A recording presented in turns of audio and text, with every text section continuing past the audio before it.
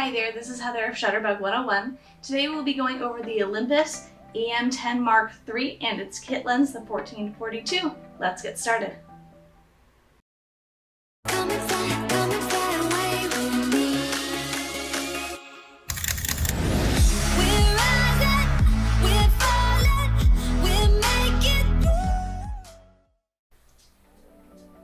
The Olympus OMD E-M10 III is a 16 megapixel camera with a micro Four Thirds sensor and has a classic look, as expected from the Olympus brand.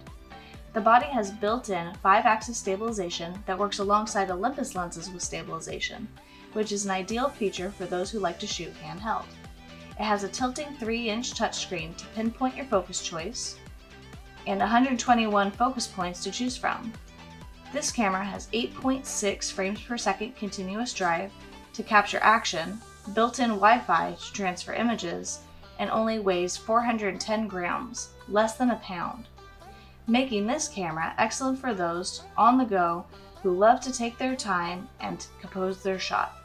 Today we will be going over the features, doors, and buttons to help you understand this camera just a little easier. Well, if you are familiar with the Olympus brand, you'll know, if you're anyone like me, that it has a really extensive layout, lots of dials, lots of buttons, and a menu that you really have to dig into. For me personally, I love the quality that comes out of Olympus, but you do need to have a lot of patience for this camera. It's going to be definitely going to be more popular for landscaping, ways you can compose your shot, that sort of thing. It's definitely not a camera that has super quick access, at least not right away. It'll take quite a bit of practice with this camera to really get the hang of everything. Other Olympus cameras that I'll go over in the future tend to be a little bit more complex. So this is kind of getting into the start of it, going into the EM series. So we'll just go ahead and get started at the front here. So at the front, it's definitely going to be the simplest thing about the camera. We have a single button here, and that is going to be to remove the lens. So if you hold this button, turn, comes right off. To put a lens on, you want to make sure that you don't try and store the camera up like that.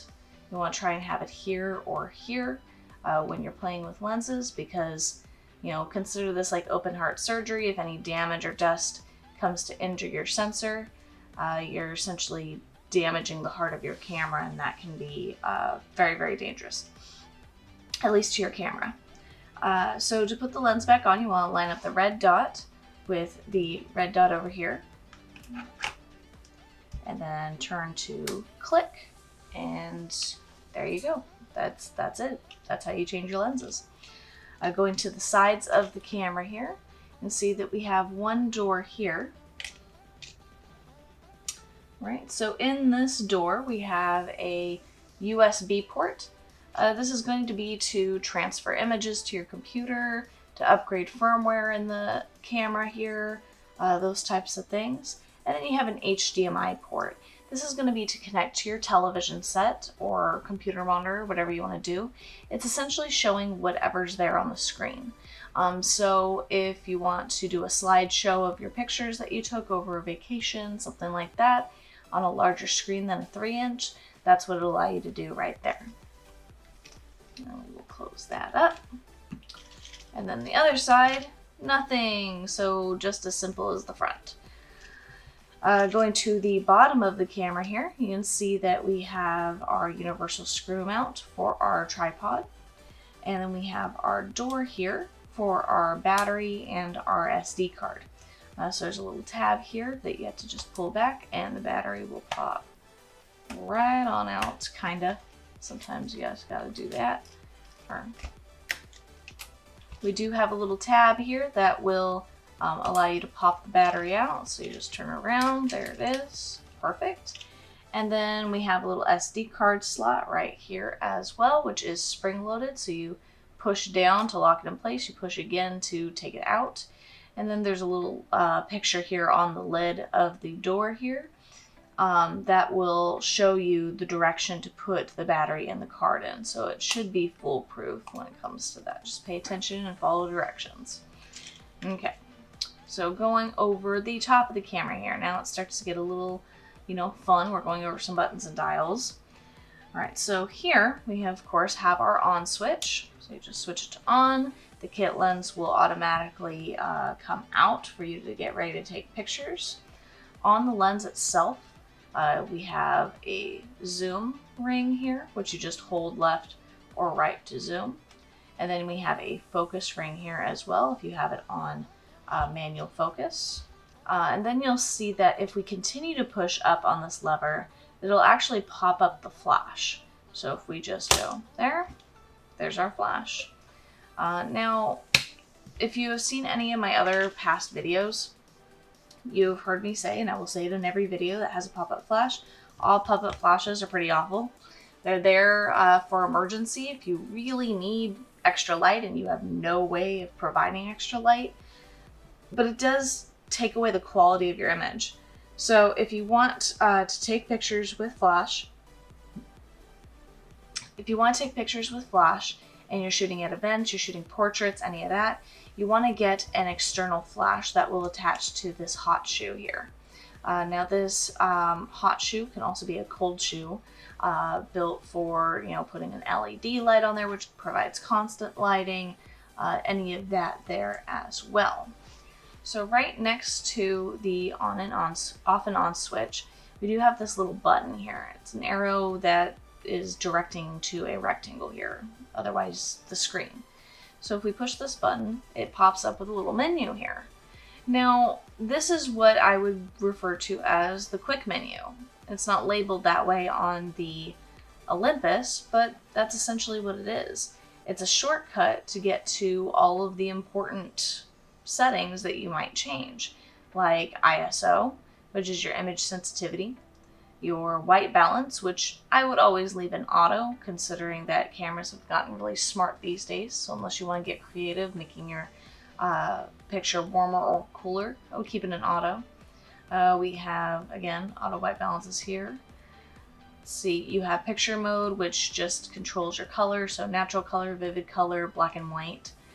Your sharpness, your contrast, graduation, your saturation, your autofocus mode here, if you want it to focus and lock on with single autofocus, versus if we click here, we have continuous autofocus for something that's moving, and then of course we have your manual focus, which you would control with that front ring that we went through earlier. Let's see. We have our face priority for considering portrait photography. Face and eye priority, it looks like. So if you just have the face on, it's just going to kind of target a face, but if you have face and eye, if it detects an eye, it's really going to direct focus. So it's actually a really neat feature to have on. Let's see. Then let's see here. We have, it looks like these might be programmable. We have our autofocus area, if you want to consider the whole area there. You could do one square, the center, or the whole area, it looks like. Something to consider there. We have our flash mode for when we have this flash popped up. Looks like, more flash exposure modes if you want your flash to be brighter or dimmer. Anti-shock, we have metering where it's taking the light from. So this is going to consider the whole image.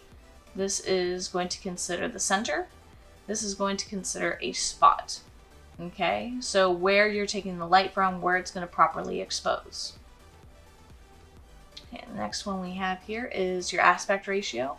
4:3 tends to be the most popular ratio. 16:9 is another one that's just going to be a wider shot, or give you the illusion that it's a wider shot. Color space, keep it in RGB. Highlight and shadow control. You can change your button function, your video quality, your picture quality, which we are going to put it in RAW because I like to edit on Lightroom. Let's see. You have your image stabilizer, which you want to keep on if you are not on a tripod. If you're on a tripod, you want to make sure this is off. And then the last one here is your movie image stabilizer. Okay, so that is all accessible just from this one button.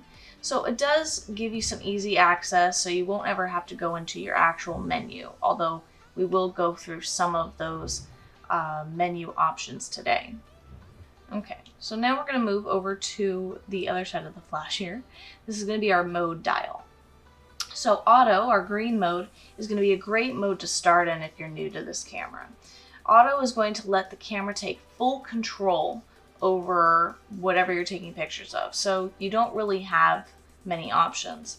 So naturally, if we're on auto mode and we click that button up at the top, notice that that menu doesn't pop up anymore. It's this little bar here now. So you can change color saturation, you can change your temperature, your brightness, blur the background, and then there's some shooting tips. So it essentially goes into kind of beginner mode. So it gives you less options to change. On your P mode, that's going to be your program. Now that's when, we push this button and it gives you all of those options to change in your quick menu. So P mode is going to stand for program. That's going to essentially be automatic, but it's going to give you control over certain settings. And then the camera changes all the other aspects to kind of help you out. And it will only limit you to certain shutter speeds and apertures, so you still get a proper exposure. So P mode is a great mode to start going into out of auto. If you've only shot in auto your entire life and you want to start learning about what makes a photograph and having more control and getting good pictures out of your cameras, P mode is the way to go. If you want to learn a little bit more about what P can offer you, go ahead and check out my program video. I will leave it in the description below. It's not the best of quality, but it was a lot of fun to make, so just keep that in mind, and it does have some information for you. The A mode is going to be your aperture priority. That's going to control the opening in the lens of how much light it lets in. So you would use this in low light situations to get a quick picture. You would use this to blur the background and get a sharp foreground for that depth of field. And I will be going over these other manual modes in future videos, so keep an eye out for that. Your S mode, which is your shutter speed priority, that is going to control how fast it lets the light in through the lens, how fast it will take the picture. So that's going to be able to make motion still or show motion in the photo. And of course you have your manual mode, full manual. The camera's only doing what you tell it to. It's not helping you out at all. This is a mode I would only use to kind of push beyond what you can do P, A, and S. It's going to be for taking those settings that it recommended and pushing it here and there. Don't just jump into manual and go, yeah, I'll figure this out, because you'll find that it'll take a lot longer to figure out what's going on. So now we have our video mode here. Now keep in mind that you don't need to be in video mode in order to do a video. You could be in auto mode, P mode, any of these modes here, and still do video with this little red button. All you have to do is push once to start recording, push again to stop recording. That's it. It's very, very simple. The whole reason that they have the movie mode here is to show you it's to do certain kinds of video. So if you were specifically geared toward video instead of just doing a quick clip, you can do standard video, you can do 4K video, you can do small clips, and then they have high speed, which will allow you to slow down or speed up your video, which is kind of cool. So it's just an easy way to kind of get to those settings there if you wanted to really do like a fancy video clip instead of just capturing a moment in time that you weren't expecting to do video. Then we have our art mode. This is going to be to apply creative effects like pop art, bleach, partial color, which is a really cool one. So you can pick out a color and only allow it to pick up that sort of color or shade there. We got different vintage, watercolors, keyline, dramatic, gentle sepia. We have cross process, diorama pinhole, a grainy film even. So there's quite a bit to just play with if you wanted to see what these do. It's not something that I would primarily shoot on, but it's just something to have fun with. We have your AP mode, which is going to be Advanced Photo Mode. So you can do live composite, which is, going to be taking these almost like a time lapse to get star trails, cars going over the freeway. You have live time. It's a long exposure. So this is to shoot long exposure, and it shows you on the screen as it burns it into the sensor, which is just insane. I think that is super cool. When you do long exposures on other cameras, the screen pretty much goes black for the time that it's doing it. It doesn't physically show you what's going on. So that is pretty darn cool that it has live time available. Multiple exposures, so if you wanted to stack pictures on top of each other, like this example here. HDR, I don't know if I would really focus so much on HDR. I feel like you can do a lot more when you edit your photos in Photoshop. But it's something to play with. We have silent photography, so if you're at a concert, a play, a wedding, something where you want to be respectful and have it fully silent, you can put it on this mode here. You have panoramic mode. We have keystone compensation, so we've all taken a picture like this of buildings where it just kind of seems like the buildings are falling backward or forward or to the side. So that gets fixed in your keystone compensation. We have auto exposure bracketing. So what it'll do is it'll take a picture of what it recommends for exposure. It takes one a little bit brighter, it takes one a little bit darker, and etc. there. So you can decide later what you like better. And yeah, focus bracketing, which is kind of cool. This can be very, very helpful if you're doing like macro photography, getting really, really close. And what it does is it focuses at different focal lengths for you, and then you can choose later which one is the perfect focus for you. So, you have quite a few options here. It's a lot of fun to kind of play with your AP mode, so keep that in mind. And then we have our scene modes. These are going to be automatic presets. So it's like auto, but it's very specific. So we have people, we have nightscapes, motion, scenery, indoors, close-ups. Okay, so if you were like, well, I want the camera to figure it out, but I want the camera to also know that I'm taking a picture of a person. So you can just be very specific with how the camera, will adjust its settings. And then we are back to auto. For the rest of our menu purposes and whatnot, I'm just going to keep it in P. So then we go to these dials here. Now these dials are going to be to adjust different settings. If you're on your P mode, you'll find that it's probably going to adjust either shutter speed or aperture. You just have to kind of focus on one of these two numbers while it changes the other. Now, let's see. Actually, this is going to be our exposure. This is going to be to change it. Okay. So these dials on P mode are actually going to change. This first one is going to be either shutter speed or aperture, and this front dial here is going to be exposure. That's going to be darker pictures versus lighter pictures. So that's what those two dials here do. If you're on A mode, this is going to change just the aperture while the camera figures out the shutter speed. Shutter speed is vice versa. So just keep that in mind. Your shutter button here, you want to push halfway down to focus. You'll hear the beep, and you'll push all the way down to take the picture, and you'll hear it click. Something to keep in mind there. So we do have a little magnifying glass with a ×2 button here. What this does is it zooms in a little bit. That will help you to make sure that when you're manually focusing, that it is indeed in focus. So you push it once to zoom in, you push it again to zoom back out. Now it doesn't save the picture zoomed in. That is something to keep in mind. And then we've already gone over our video button. So that pretty much covers the top of the camera, and now we're going to move to the front of the camera. So, now we're going to move to the back of the camera. Okay, so here, that's right up here, we have AEL and AFL. That's going to be auto exposure or autofocus lock. So if you click and hold that button down, it's not going to move from that exposure or that autofocus depending on what you have it set on. Okay, and you can change that in the menu. And then, let's see here, we have our viewfinder here. So this viewfinder has a little sensor on this side. So if this sensor is tripped, when it detects that your face is close enough, it turns that viewfinder on. When we bring our face back, it turns our screen on. Okay, just so you know. We do have touchscreen available on this camera, which is really, really neat. You can turn that off as well if you would like. Then we have our menu button, which we'll go over more here in a bit.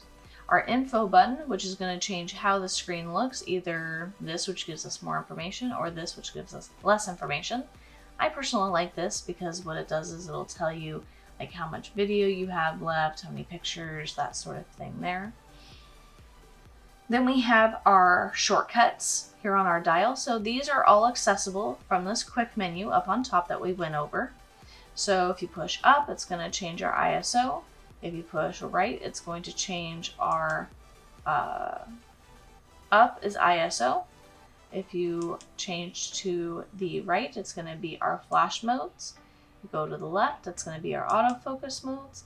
You push down, that's going to be our drive modes. So that anti-shock there, that's going to be a single picture with anti-shock.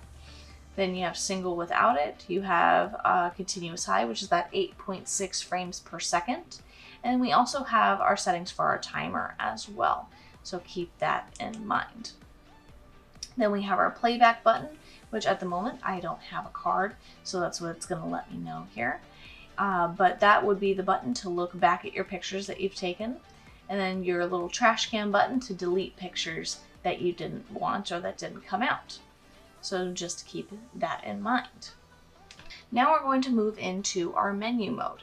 So hitting our menu button here, we're going to go ahead and start at the very, very tippy top. Oh, come on back. There we go.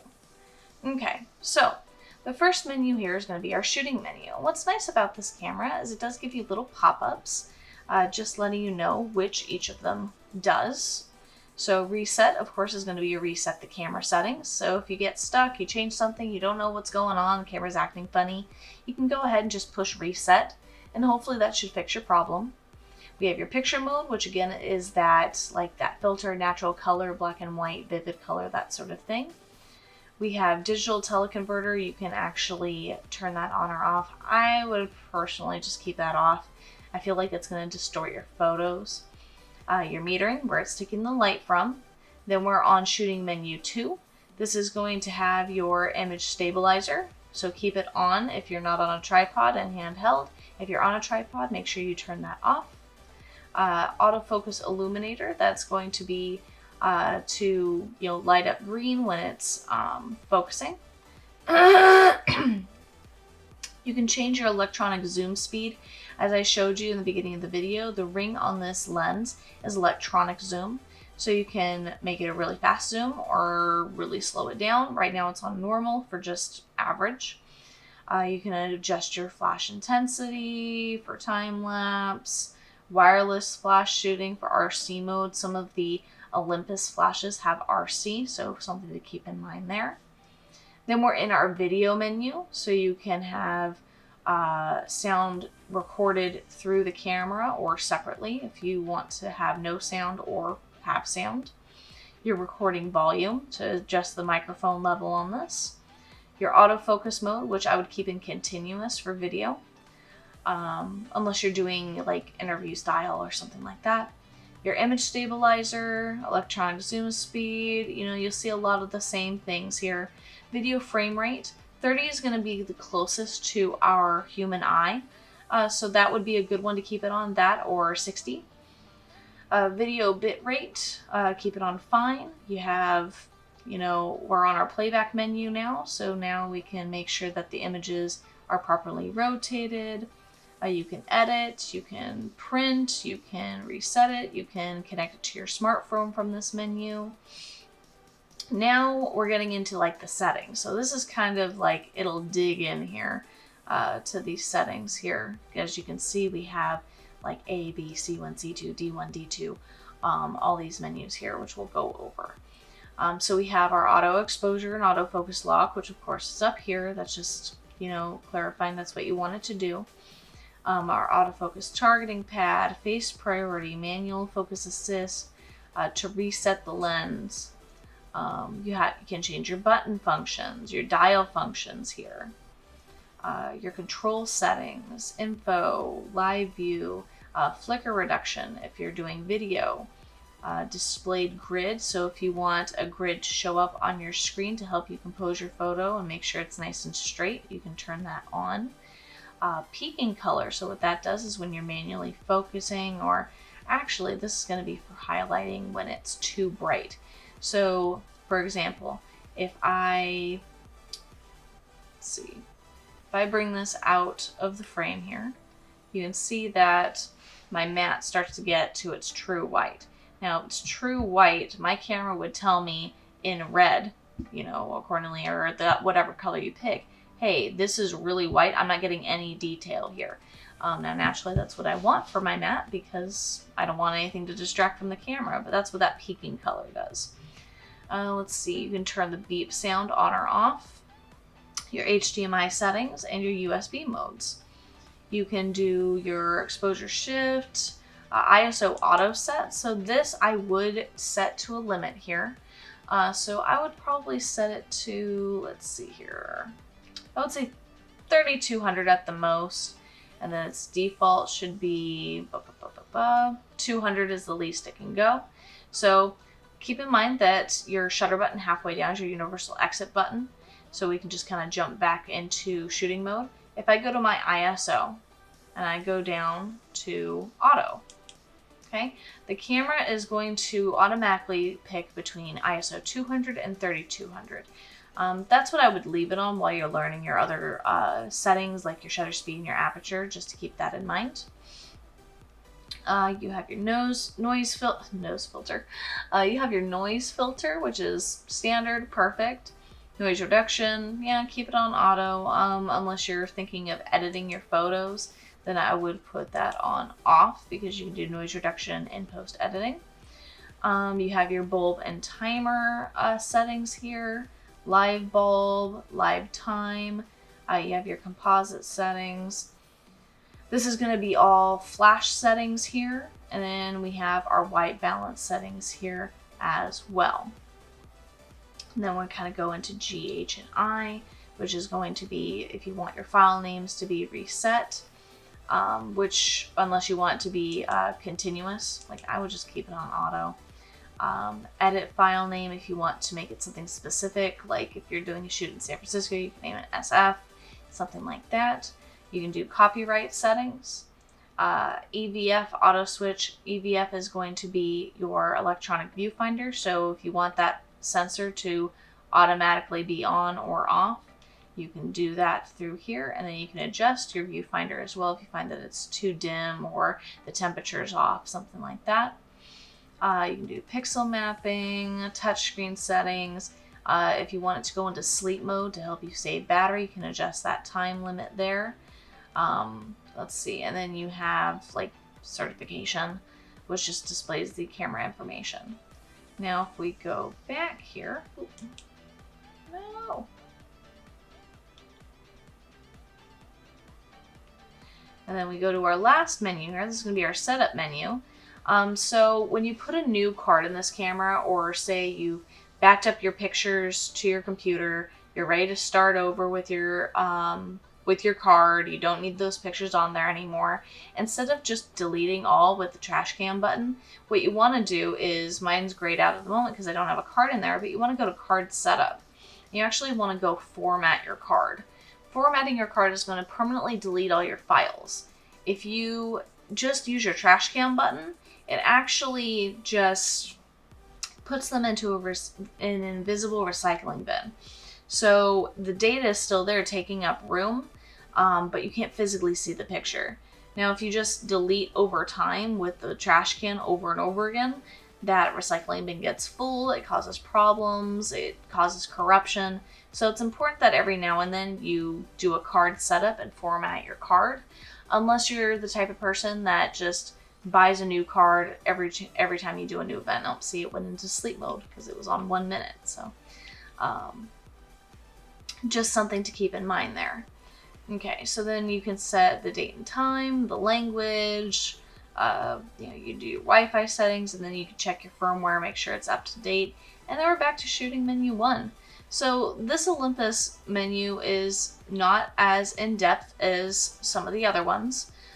So this would actually be a great camera to start on to kind of get into the Olympus brand. It is a really great camera if you're just the type of person that, maybe you really like the classic look and you like all of these laid out on the outside and it feels comfortable in your hands. That is an extremely important part of picking your camera. This camera is going to be good for landscapes, general, everyday photography, going for a walk around the neighborhood and taking a picture of a flower, that sort of thing, just general family events. It's just a really classy camera. If you have any other questions about the camera that maybe I didn't cover that you want me to dive into, please leave me a comment below. Or if you have a camera that I haven't done a walkthrough yet and you want me to get to one of those first before one of my other ones that are on my list, also leave me a comment.